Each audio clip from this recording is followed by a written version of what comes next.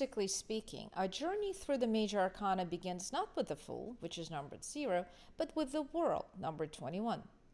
That's because we, in human form, exist in the lowest Sephirah, Malkut. It is the Sephirah of the material world. It is here in Malkut that our understanding is formed based on what we learned, again, here on Earth.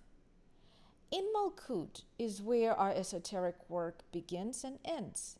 It is in Malkut that divine consciousness is functioning through a physical vehicle. Therefore, we must climb up the tree of life, out of the kingdom, which is Malkut, and the first path out is the path of Tav, the path of the world. The World card is the end of the Fool's soul's journey. It is here that he finds enlightenment. The Fool completed his journey and will now start the return back to the spirit world.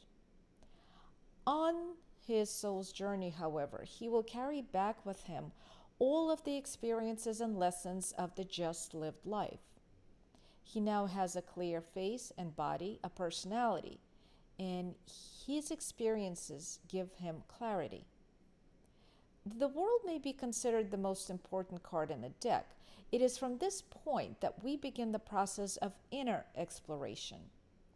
This point is the one where we step up abruptly into a reality that may be at once frightening and reassuring, because so much of what we encounter on this path is of our own making. It is on this path that we find our own individual personality consciousness, all that is inside our heads, divorced from the security of physical reality. It is the path of initiation of the personality into its own structure, which is microcosmic universe. The path of Tav, of the World card, is astrologically associated with Saturn. Saturn, being the slowest of the planets, has dull, heavy qualities such as structure and stagnation. However, Saturn also rules Binah, which is the third Sephirah and part of the supernal triangle. And so the very restriction that Saturn puts on us in the Malkut also links us through this path of Tav to one of the highest points in the tree of life.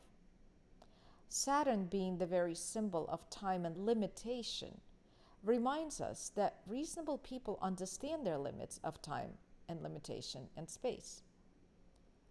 The World is the end of the Fool's soul's journey and also a beginning. In the World card, we have closed the circle by discovering that we are the source of ourselves, and therefore we have achieved enlightenment. The Fool in this card is standing in the middle of the labyrinth, the essence of his spiritual self. He has finally found it. In the four corners of the card are the symbols of the world: lion, bull, cherub, and eagle. They represent the four fixed signs of the zodiac: Leo, Taurus, Aquarius, and Scorpio. These are also symbolic of the four elements and the four suits of the tarot, four compass points, four seasons, and the four corners of the universe. And the Fool now gets them. He now understands all of them. Not surprisingly, the element of the World card is Earth. That's because it is here on Earth that all the trials and tribulations took place. It is here on Earth that the Fool needed to learn what it's like. And it's here on Earth that the Fool needed to learn that he doesn't belong here on Earth.